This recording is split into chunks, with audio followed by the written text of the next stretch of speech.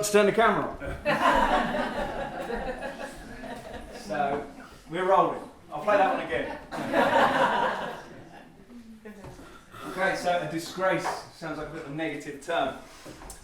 What that's about is when you're a 40-year-old father of two and a family man, living a pretty straight-ahead day job life and loving it, and then you just get this kind of obsession in your brain and you have to get this thing done, you're bombarded with self-talk which says, this is disgraceful. You should be just doing day-to-day things, normal things. What are you doing climbing trees? What are you doing trying to get all this attention? And it's a kind of internal dialogue it's a thing I've heard called the resistance. It's whenever you decide to go and step out and do something creative, do something unusual, you get this sense that the entire world is trying to stop you doing it. And it's purely internal. You know what I mean? It's not the world. There are elements of resistance out there, but it's mainly internal. So I just thought I'd let it straight out there, just tell the story in sort of code about what I'm trying to do in the song, and just blurt out it's a disgrace, get it over with, and then crack on and keep going. So that's what that song's about. So another bit of resistance I have faced in this thing, because I'll give you a very quick timeline.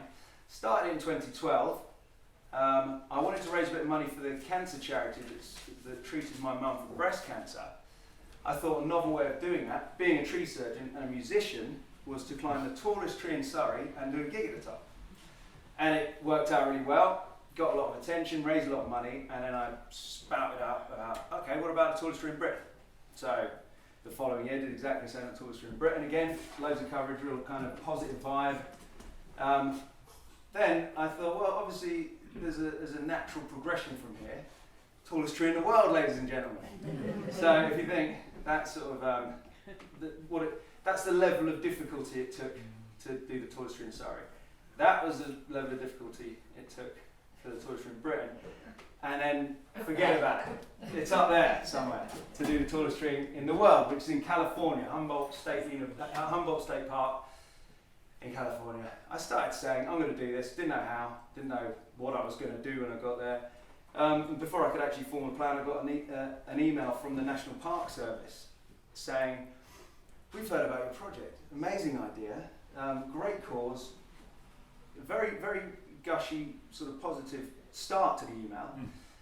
And then as a sort of end, it said, but if you try to climb our tree, we'll throw you in prison for 5 years and give you a $6,000 fine. So I wrote back saying, I'm never going to do it without asking for your permission. I'm going to team up with the guys at Humboldt State University who climb these trees, do tests, and I'll do it through them. It'll all be fine. It'll be a lovely day out. And they said, yeah, wouldn't bother. They're the people who told us about what you're doing. So I said, I'll take that as a maybe. And I wrote a cheeky little song about it because I thought, well, who are the National Park Service? Who are the American authorities? What can they do to me? So, being safe in England and not having to actually face up to any sort of really powerful people, I thought I'd write this really annoying song that just says I'm going to sneak over there and do it anyway. Of course I won't, because I'm a responsible guy. But, this song is called A Miracle Is All I Want.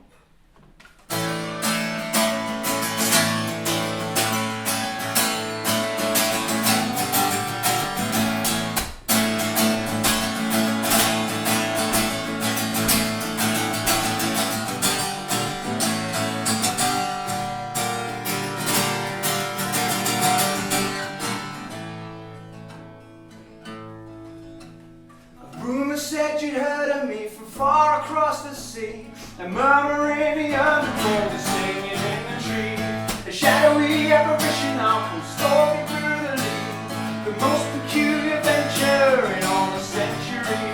Now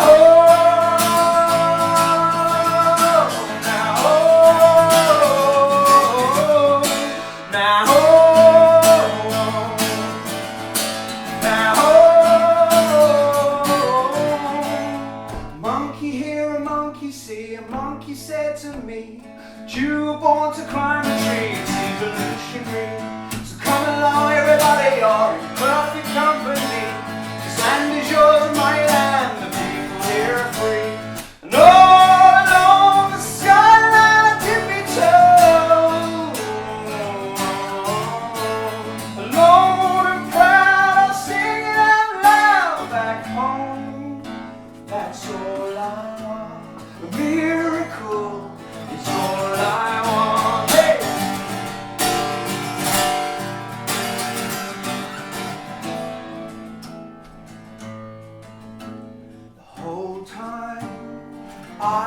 in the canopy, friends of mine were staring up at me.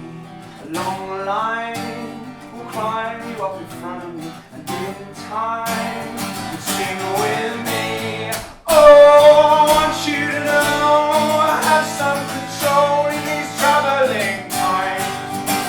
A wild adventure to cure what ails you, hold back the beast in our mind for all time, all my life. No long skyline or tippy toe, Lord, I'll sing it out loud back home. All along the skyline or tippy toe, long and proud, I'll sing it out loud back home. That's all I want. A miracle is all I want. A miracle is all I want.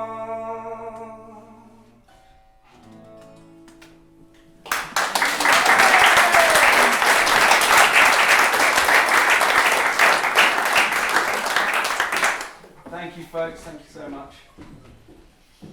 So, yeah, it's a pretty different headspace to be climbing trees, just doing the tree work, cutting tree. It takes a bit of an adjustment from everyday kind of walking around on the ground to suddenly being up there and having to move around a tree, but then also have to take big sections off the tree. And you're essentially climbing a mountain and dismantling it as you go, sort of thing. And it's you have to be really quite sharp and on the case. And I've discovered something called, and discover it, I just learned what it's called, transient hypofrontality. Have you heard of that? Rolls off the tongue. That's the name of my next song. It's transient hypofrontality. Transient is sort of essentially temporary. Hypo is the opposite of hyper, so it's slow.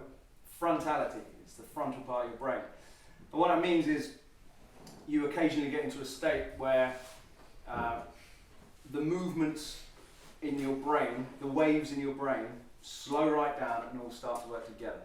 Have you ever had that thing where you're working on something very difficult and time kind of dilates and there's nothing else in your mind? It's a very, it's like, they call it flow also. It's like surfers get it when they're in the green room. It's called in the pocket to jazz musicians. I'm sure there are people in here who know that. It's known as el duende to flamenco players. And it's just that kind of real stillness and quiet when you're really on the money with something. And it's like you're not making decisions. Your brain just does the job for you. It's like the perfect state of mind. People say you're 400 times more productive when you're in that state. So the first time I've ever had that, because my head is usually a whirlwind of chatter and noise, the only times, I shouldn't say the first time, the only time is when I'm doing something difficult up a tree or I'm performing songs or writing songs. It's the only stillness in my mind. And what can happen is I'm almost observing what I'm doing up a tree, throwing logs around and dropping branches and stuff. But there's this other sort of quiet sort of thing going on where songs are forming. And so almost every song I'm going to play tonight was written up a tree, doing something else. I very rarely sat down and that word could go there. It's like I do some fine tuning afterwards, but mostly it's while I'm dismantling these trees because the only time my mind's still enough to focus. So one of those songs, talking of miracles, was when I was in this really kind of pumped up state because all this whole treetop troubadour thing was going great, everything was wonderful, and I just kind of went into a bit of a, the positivity vibe. These guys who do like the think and grow rich mentality. If you think it hard enough, it'll happen. So I was in that kind of vibe. Not directly, hadn't read anything about it. I'd heard about positive thinking stuff. And this song just sort of emerged from doing work that could be seen as really quite hardcore and difficult, but was feeling really kind of fun and easy. This is called Miracles.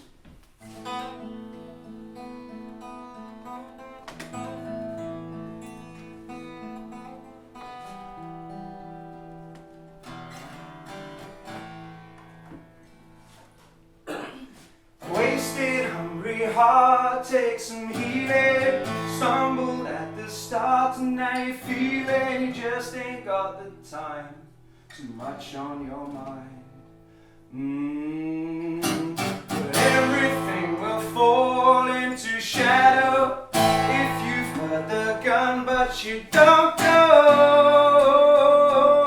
'cause you'll never know. I feel love, can you feel it? Dreaming of something to believe in, to believe in. I will always believe you. Will you always believe in me too?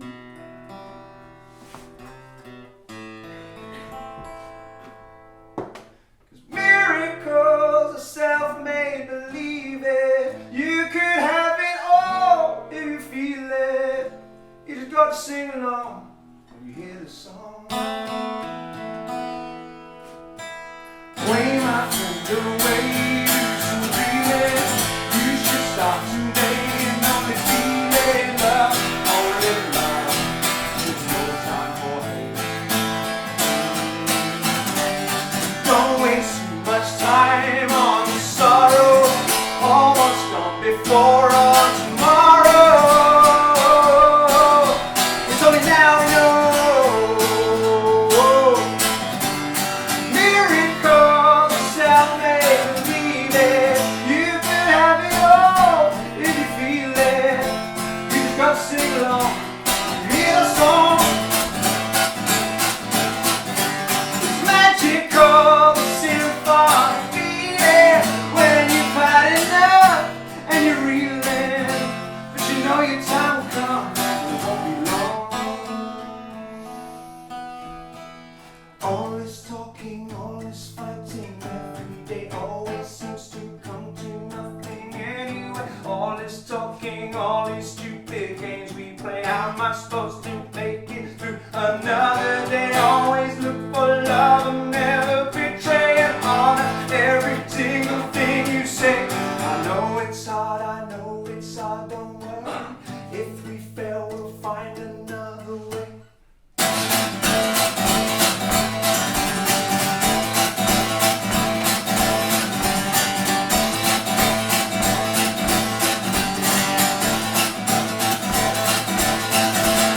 Miracles are self-made, believe it.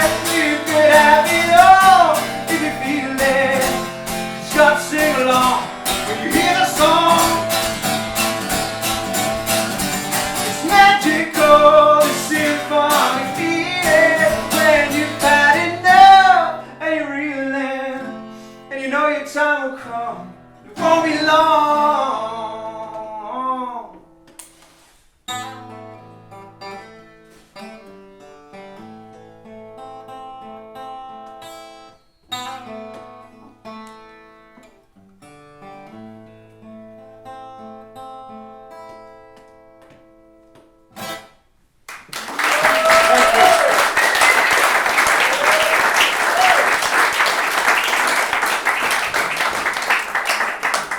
So I'm getting a bit intense. This is the trouble. Normally I'll sit in a pub and just sit in the background, play some country music. Easy.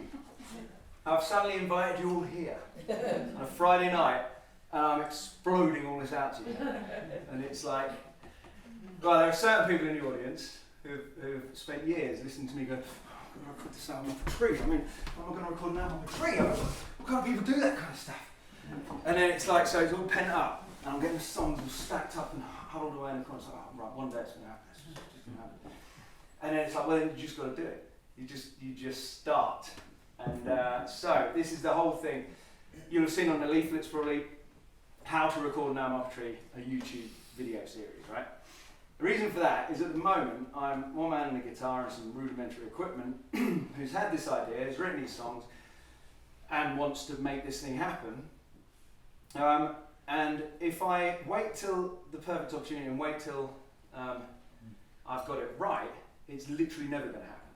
So I'm going to start, just I have already, climbing up trees, playing songs, seeing how easy it is, seeing what sort of needs to be improved.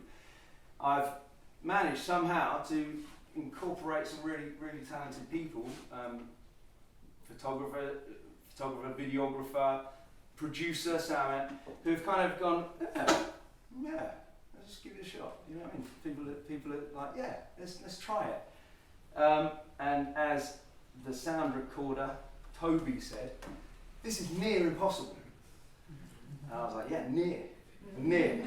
That's the biggest word in my vocabulary.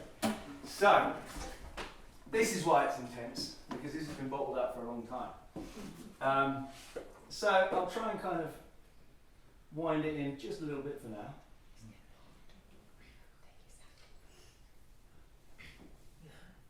So, we were talking about resistance earlier. And in the day-to-day tree climbing world, one of the main things that offers resistance isn't fear and the pain and the danger.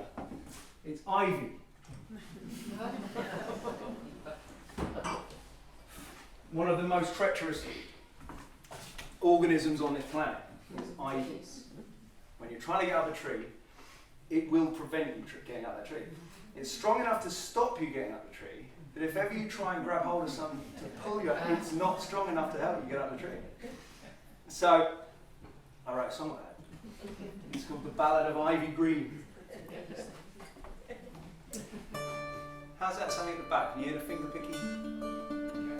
Is that clear enough? You're all being very quiet. That's lovely, thank you. Sorry, you deserve better than that. Sorry.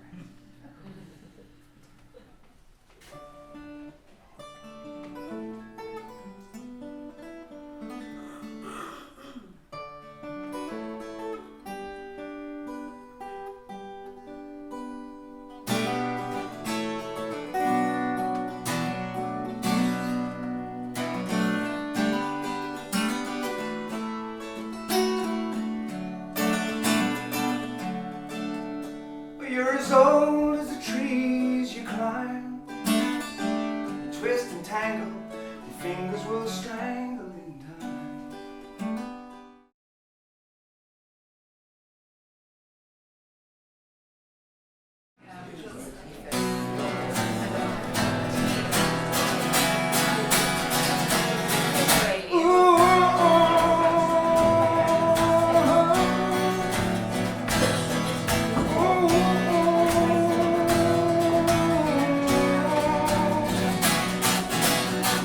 Got this feeling so hard in my heart, it's like a screw turns and slowly it's breaking. It's like the vultures are making a start, I'm alive on the forest floor shaking. Rips the fire right up from inside, and the wind screams, stop, wrong, I'm half the verses and put them together. I've got this feeling so hard in my heart, it's like a screw turns and slowly it's breaking. It's like the vultures are making a start, I'm alive on the forest floor shaking. A fresh and gun with the wake soon return to a murmur of murderous slaking. It's all for nothing and there's nothing to learn but the science and secrets of liberty taking. Won't you look in my eye, through the trees to the other side, I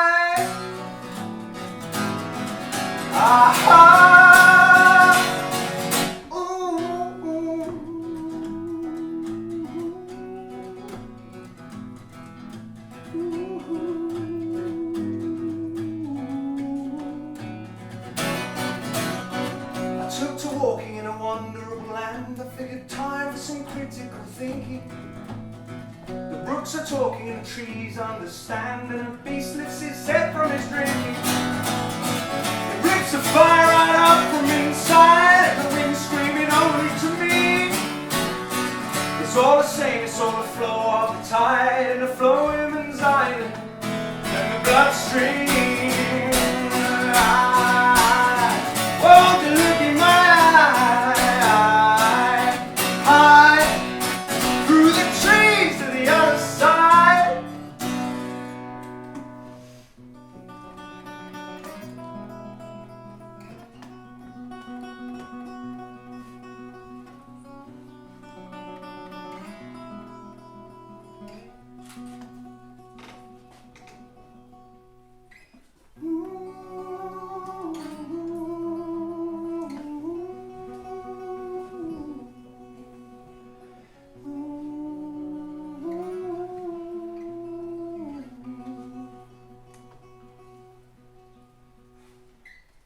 Such a child, such a sweet, sweet child, such a shame it's so wasted and wild.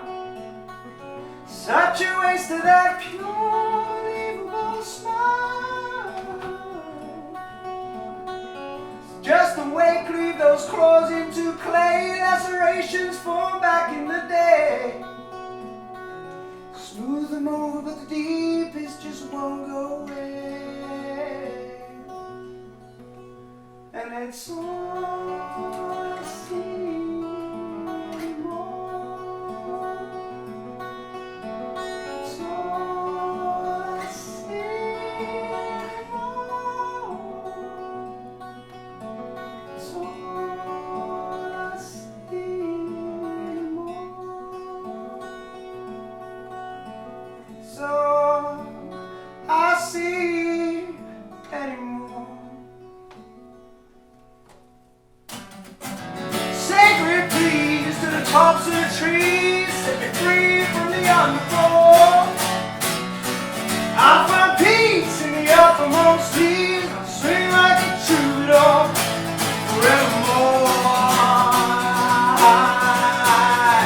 Won't you look in my eye, through the trees to the other side, high.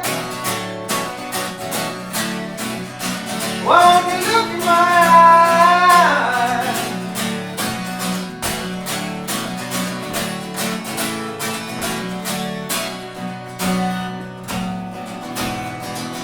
Ah-ha.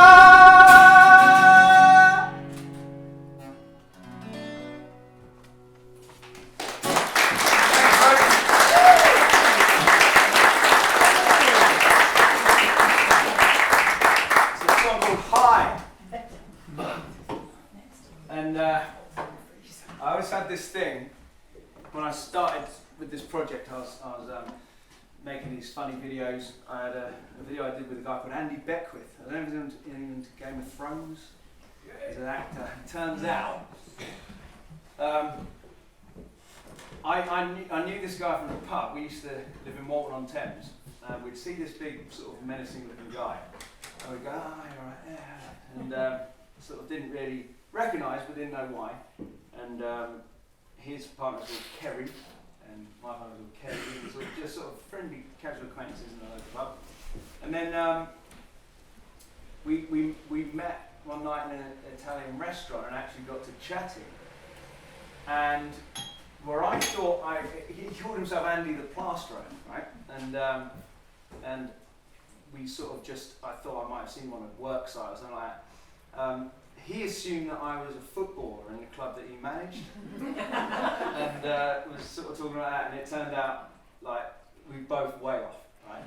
And I can't remember how the connection was actually made. I think it was one of those, do you know who he is kind of thing. Turns out he was Errol from Snatch, right? Remember that face? Big, nasty kind of menacing face. He was Rorge from Game of Thrones. He's in Pirates of the Caribbean. He's in all these things. And I found all this out and kind of went over to him in the pub one day and like, all right, mate. I'm so sorry, I had no idea. And he was good about it because he'd said he was Andy the Plasterer. And it was literally at this time, because in between film jobs, he literally was a plasterer. But it was at the time I was starting this treetop doodle thing, and I wanted to promote it. I wanted to do some novelty things to get things going. And I said, would you mind like doing a little sketch with me on a video and just to sort of get some attention for it? And he's like, oh yeah. So we did this thing where I'd announced I was doing the going to climb a toy tree in Surrey, but it was just a total blag. I was never actually going to do it. And he's there standing with my rope and guitar and going, right, and he's staring down the camera, he's going, right Ben, that's enough. You get out of that tree and sing some songs like you said. And I'm like, no, I was never going to do it, it's just a blag, it's just a joke. And so I came up with all these other little ideas for films, and I said to him, what we could do is like, we could do like a festival performance where I'm up a tree, and I could say, when I said I wanted to go to a festival and get high, this isn't what I had in mind. He said, Ben, do you realise you're raising money for a charity? Charity's all about health. We're not talking about drugs, we're not talking about getting high. It's very much no, you don't do that sort of stuff. This is a good enterprise, a good clean enterprise.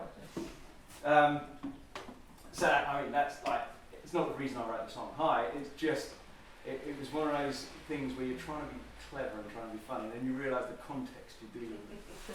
But the song's actually about being in that situation where you have an obsession, you have something you're desperate to get going, and you're stuck in doing other work that doesn't seem meaningful, and it sometimes felt like my only escape was to be up high, get high into a tree, literally high, and there is a different kind of mind state because you're up there and it's a kind of different world. You can be 20 feet above the ground and feel like you're in a different world.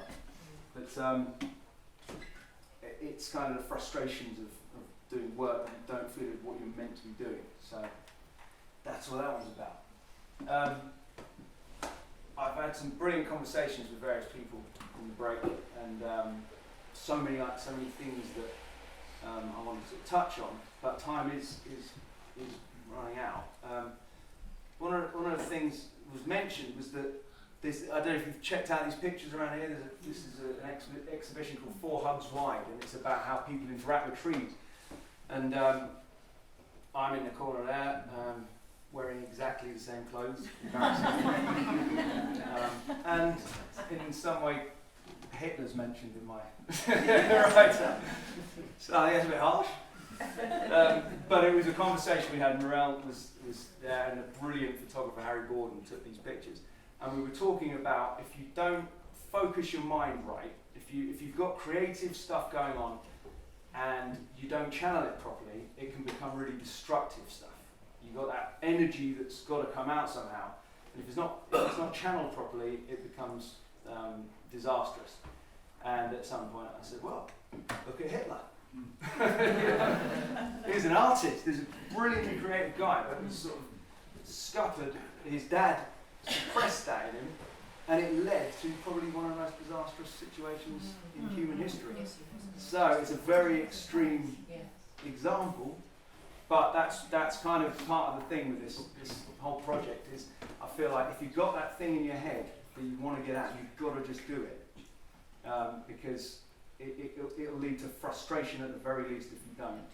And various things have happened in life. This whole thing was inspired by the fact my mum had breast cancer. It was a hell of a shock for everyone because we're all in that state of bad things don't happen to us. You know, there's that phase in your life where you just think everything's safe and easy. And things have happened recently in our family where it's like you realise how limited everything is. So you've got to do that thing. You've got to kind of go for it. And this whole idea of going to California, once I'd said it, it was like it has to happen, but I've got to find a legitimate reason to do it. Hence, figure out why. What could I do that would be worthwhile to anyone who was going to give permission to go to California? So, okay, I'll devote my kind of time to learning about trees, about this whole project, put together a piece of work that I can then take to the tree. It's not just me going to climb it for the joy of climbing it. It's something symbolic to show what can come if you do channel your energy right. But again, going back to resistance, I had a bit of a back injury a few years ago, and it kind of stopped me in my tracks. I had a lot of time off work, had to have surgery and stuff, and that's where a lot of these songs and ideas were actually fine-tuned and formed. And I'll go into one of those songs now. I was at a very, very low point, and I made sure that I got my duties done. Every morning I'd get up, get the school stuff ready. Kelly's the teacher, so she's very busy and needed the support. Got the kids sorted, limped them off to the childminder, went back home, lay down, cried for a little while. And then at one point I was sort of sitting there with the guitar and I was listening to So Lonesome I Could Cry by Hank Williams. I don't recommend it if you're actually lonesome and stuck in the house. But I sort of decided to nick the chord sequence and do my own kind of thing, but then lead into the sort of positive outcome that I was hoping for. Starts off pretty sad, but then it shows if you always keep your eyes open, keep focused on your purpose and your goal, things will come good in the end. I'm going to devote this to Kelly because it's about people helping each other out, and I couldn't have cracked on without her help. So thank you very much. It's called Frayed Seams.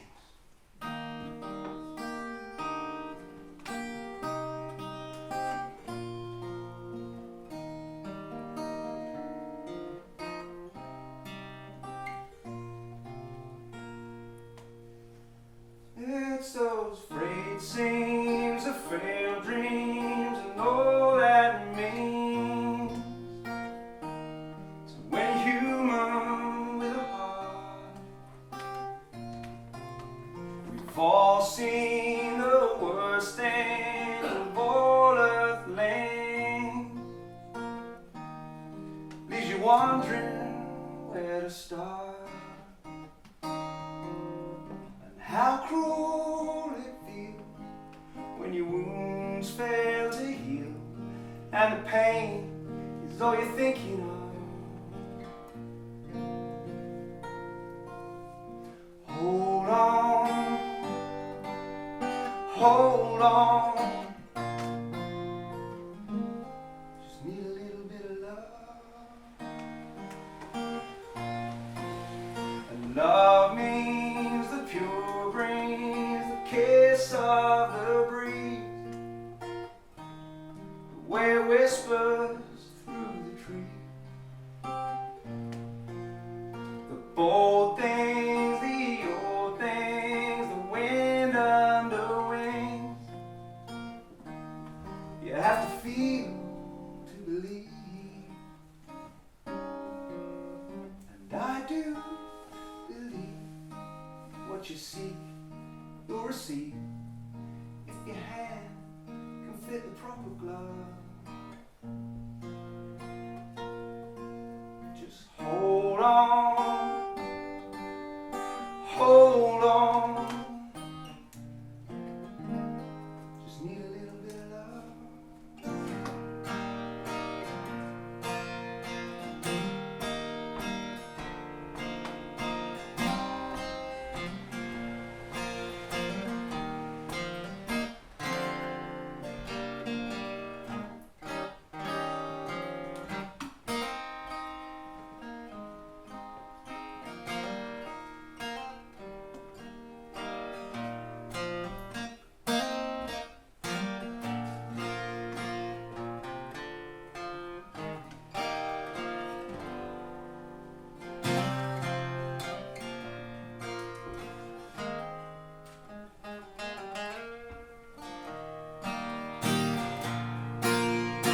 All I can see is the light through the trees.